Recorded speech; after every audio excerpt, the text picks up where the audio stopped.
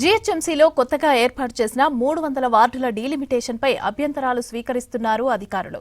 వార్డుల విభజన సరిగ్గా జరగలేదంటూ అభ్యంతరాలు వస్తున్నాయని రాజకీయ పార్టీలు తెలిపాయి. ఇక కొత్త వార్డుల బౌండరీలు నిర్ధారించే మ్యాప్ రిలీజ్ చేయకపోవడంతో అభ్యంతరాలు చెబుతున్నారు.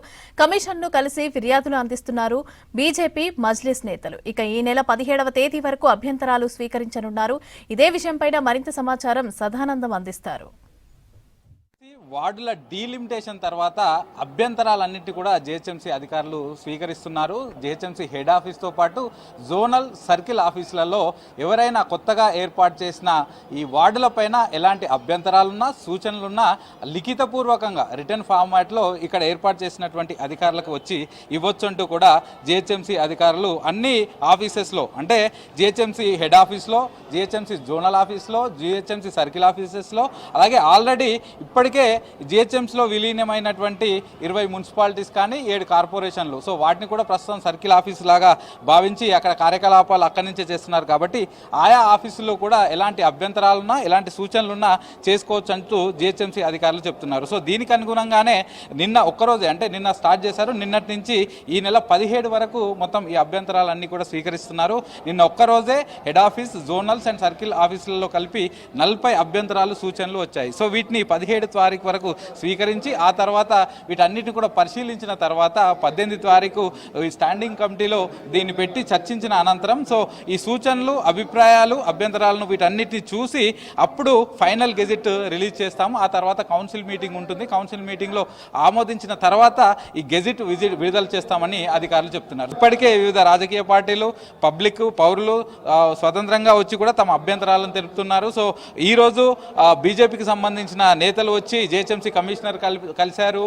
ఇందులో ముఖ్యంగా ఇప్పటికే ఈ డీలిమిటేషన్కు సంబంధించి 300 వార్డులను చేశారు. కానీ అసలు వార్డులు ఎలా చేశారు, సో దేని ప్రాతిపదికన చేశారు, సో జనాభా ప్రాతిపదికన చేశామని అధికారులు చెప్తున్నా కూడా ఇందులో పూర్తిగా అవాస్తవం. అలాగే ఇప్పటివరకు మ్యాప్ కూడా ఇవ్వలేదు. సో వేటిని ఏ రూట్లో ఎక్కడెక్కడ ఏమేమి ఉన్నాయి, సో ఏ వార్డుకు సంబంధించిన మ్యాప్ ఏంటి అనేది ఇప్పటి వరకు రిలీజ్ చేయలేదు. సో ఆ మ్యాప్ రిలీజ్ చేయాలంటూ కూడా అటు బీజేపీ నేతలు కోరుతున్నారు. అలాగే ఈ సూచనలు, అభిప్రాయాలు, కంప్లైంట్స్ రిసీవ్ చేసేటువంటి టైం కూడా కేవలం 7 రోజుల పాటే ఇచ్చారు. సో దాన్ని 7 రోజులు కాకుండా దీన్ని పెంచాలంటూ కూడా మరొక నెల రోజుల పాటు దీన్ని స్వీకరించాలంటూ కూడా వారు కోరుతున్నారు. ఇటు మజ్లిస్కు సంబంధించిన వాళ్ళు కూడా నిన్న వచ్చి జీహెచ్ఎంసీ కమిషనర్ని కలిశారు. సో ఎమ్మెల్యే అక్బరుద్దీన్తో పాటు ఇతర కార్పొరేటర్లు వాళ్ళందరూ వచ్చి కలిశారు. సో వాళ్ళు కూడా ఈ డీలిమిటేషన్ పైన మాకు కూడా అభ్యంతరాలు ఉన్నాయంటూ కూడా వాళ్ళు కూడా లిఖితపూర్వకంగా ఒక కంప్లైంట్ ఇచ్చారు. సో ఇదే కాకుండా ఇంకా కొన్ని వార్డులు ఏర్పాటు పైన అంటే కొన్ని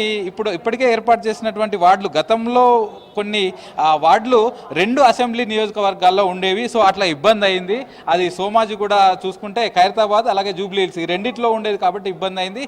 అట్లాంటివి సరిచేస్తామని చెప్పారు. సో వాటిని సరిచేయడంలో భాగంగా ఇంకొన్ని మాత్రం ఒక్కొక్క డివిజన్ 2 నియోజకవర్గాల్లో వచ్చిందంటూ కూడా కొన్ని అభ్యంతరాలు వస్తున్నాయి. సో ఇట్లా చాలా వరకు అభ్యంతరాలు వస్తున్నాయి. ముఖ్యంగా మ్యాప్ రిలీజ్ చేయాలి. ఆ మ్యాప్ ఆధారంగా మేము అసలు ఏమేమి ఉన్నాయి ఏంటి చూసి చెప్తామంటూ కూడా ఇంకొంతమంది కోరుతున్నారు. సో ఇక కొత్తగా ఏర్పాటు చేసినటువంటి ఈ వార్డుల్లో అంటే గతంలో ఎగ్జిస్టింగ్ జీహెచ్ఎంసీ, పాత జీహెచ్ఎంసీ ఏదైతే ఉందో దానిలో ఉన్నటువంటి 150 వార్డులను ఇప్పుడు మరిన్ని పెంచి అంటే వాటిలో ఇంకా ఎక్స్ట్రాగా వాటికే 97 వార్డులను పెంచి ఎగ్జిస్టింగ్ జీహెచ్ఎంసీలోనే ఆల్మోస్ట్ ఇక్కడ 247 వార్డులను డివిజన్లుగా విభజించారని చెప్తున్నారు. సో అంటే గతంలో ఉన్నటువంటి వాటినే జనాభా పెరిగింది కాబట్టి సిటీలో వాటిని పెంచారు. అలాగే ఇప్పుడు కొత్తగా జాయిన్ అయినటువంటి మున్సిపాలిటీస్ 20, అలాగే కార్పొరేషన్లు 7, ఈ 27కి కలిపి 53 మాత్రమే ఇచ్చారు. సో పెంచాల్సిన వార్డులను పెంచకుండా జనాభా ప్రతిపాదికన కేవలం ఎగ్జిస్టింగ్లో ఉన్నటువంటి జీహెచ్ఎంసీలో మాత్రమే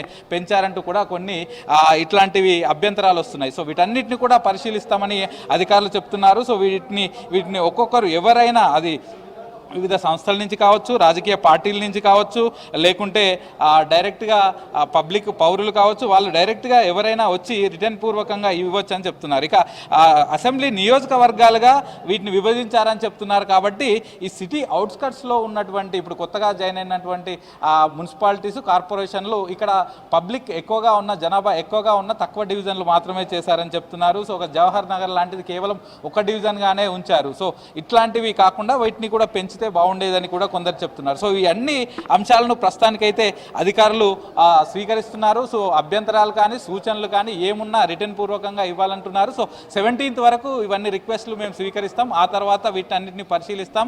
ఈ నెల 18th స్టాండింగ్ కమిటీ మీటింగ్ ఉంటుంది. సో దానిలో వీటిపైన చర్చిస్తాం. ఆ తర్వాత అధికారులు పూర్తిగా దీన్ని ఇవి ఆల్రెడీ వచ్చినటువంటి పబ్లిక్ నుంచి వచ్చిన అభ్యంతరాలను సూచనలు స్వీకరించి దానికి అనుగుణంగా ఫైనల్ నోటిఫికేషన్ డ్రాఫ్ట్ అనేది ఒకటి రిలీజ్ చేస్తామని చెప్తున్నారు. So before that council meeting కూడా పెట్టి దానిలో చర్చించి కౌన్సిల్ ఆమోదం కూడా పొందాలి కాబట్టి సో ప్రత్యేకంగా కౌన్సిల్ సమావేశం కూడా పెట్టాలా అధికారులు ఆలోచిస్తున్నారు. సో దీనికోసమే ప్రత్యేకంగా పెట్టాలా లేకపోతే ఎట్లాగూ జనవరిలో ఇటు బడ్జెట్ సెషన్ ఒకటి పెట్టాల్సి ఉంటుంది. సో దానికోసం దీన్ని రెండింటిని కలిపి పెట్టాలనేది మాత్రం అధికారులు ఆలోచిస్తున్నారు. సో మొత్తానికి ఈ నెల 17 వరకు ఎవరైనా ఇటు పబ్లిక్ అయినా రాజకీయ పార్టీలైనా ఎవరైనా రిటర్న్ పూర్వకంగా హెడ్ ఆఫీస్ కానీ జోనల్ సర్కిల్ ఆఫీసులలో ఈ అభ్యంతరాలు తెలుపొచ్చంటూ జిహెచ్ఎంసీ కమిషనర్ చెప్తున్నారు. కెమెరా పర్సన్ మణితో సదానందం, V6 న్యూస్, హైదరాబాద్.